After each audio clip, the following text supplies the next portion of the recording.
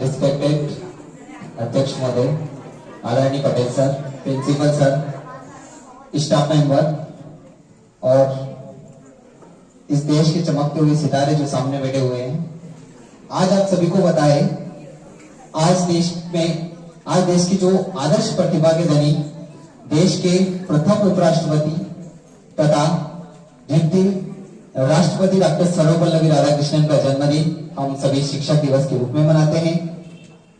आज का दिन भारतीय इतिहास में एक महत्वपूर्ण दिन है, बहुत ही ज्यादा अहम योगदान देता है ये दिन।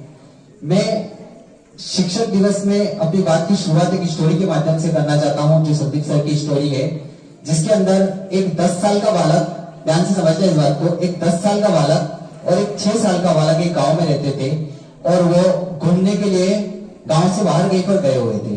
तो वो खेल रहे थे तो एक ऐसी स्थिति आई कि वो कुएं में गिर गए। 10 साल का बच्चा था, जो फ्रेंड था उसका, दोनों दोस्त थे, ऐसे दोस्त थे जय वीरू की जोड़ी थी एक तरीके से उनकी, और 10 साल का बालक कुएं में गिर गया।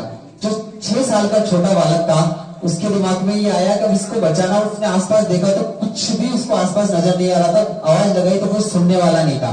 बस उसको सडनली एक बाल्टी दिखी, उस बाल्टी को उसने फटाफट उस कुएं में डाला, उसके फ्रेंड को बोला तू पकड़, और वो पागलों की तरह तेज से उसको खींचने लगा।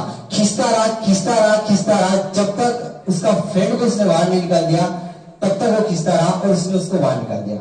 कहानी यहां तक तो समझ में आती है कि एक गिरा था, दूसरे ने निकाल दिया।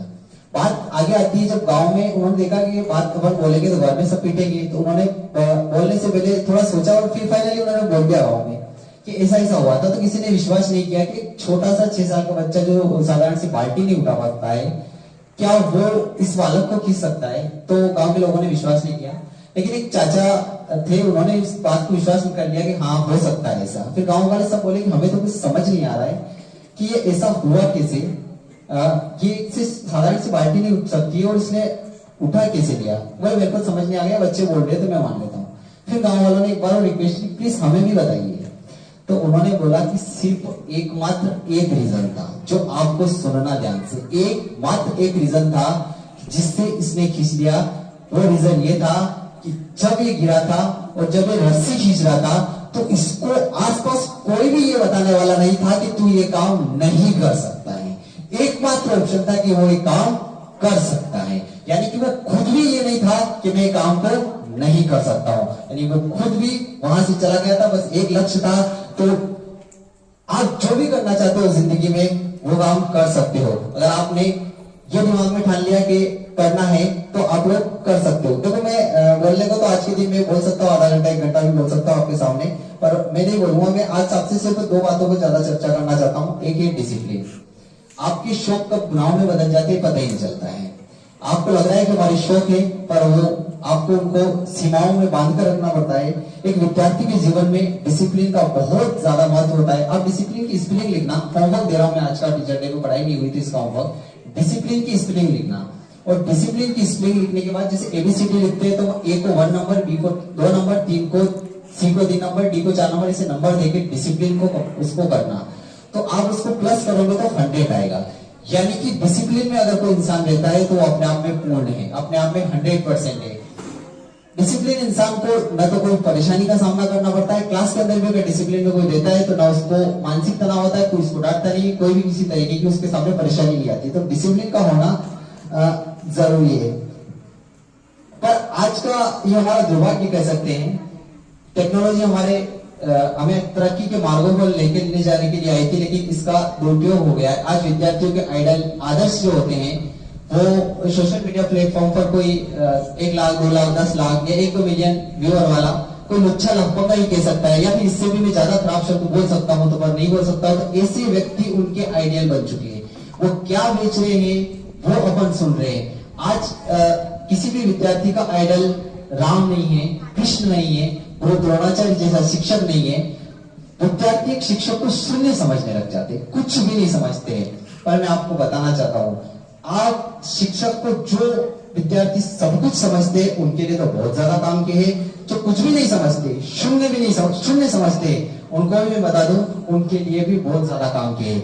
आपको ये बात समझ में आई तो आप मुझे आपकी तालियों से मेरे को बताना कि आपको ये बात समझ में आएगी। अगर आप एक शिक्षक को शून्य समझते हो तब भी मैं बोलता हूँ आप उनको अपने साथ में रखना, वो आपकी कीमत बढ़ाएंगे। अगर आप अपनी कीमत को 10 गुना समझते हो और शिक्षक को अपने साथ रखते हो तो आपकी कीमत को 100 गुना कर देगा। अगर आप अपने आप को 100 गुना समझते हो, शिक्षक को साथ रखेंगे जो शून्य है वो आपकी वैल्यू को, आपकी कीमत को 1000 गुना कर देंगे। आप अपने आप को 1000 गुना समझते हो तो 10,000 गुना कर देगा। अगर 10,000 गुना समझते हो तो 1 लाख कर देगा। 1 लाख समझते हो तो 10 लाख कर देगा और 10 लाख समझते हो तो 1 करोड़ कर देगा। आपको इन बातों का ध्यान रखना है। दूसरा, अपने लक्ष्य का निर्धारण जरूर करना है। टारगेट क्या है? हमारा भी पढ़ा रहे तो हमारा टारगेट है, आप पढ़ रहे हो तो अपना टारगेट होना चाहिए। जीवन में लक्ष्य का होना बहुत ही ज्यादा जरूरी है। अपने अपने जीवन में कुछ लक्ष्य बनाए रखना है, क्योंकि बीडी भटिया जी जो थे महान मनोवैज्ञानिक, उन्होंने भी कहा था कि बिना उद्देश्य के ज्ञान के शिक्षक उस नाविक के समान होते हैं जिसे अपनी मंजिल का नहीं पता। वो उसके विद्यार्थी उस पथवार विहीन नाव के समान होते हैं जो लहरों के थपेड़े खाते हुए पता नहीं कौन सी किनारे पर जा टकराएगी, नहीं पता, लेकिन उनको पता है कि लक्ष्य अपना ये है तो वो आसानी से अपने लक्ष्य की तरह आसानी से पहुंच जाएंगे। अब लक्ष्य का अपने को निर्धारण करना जरूरी है।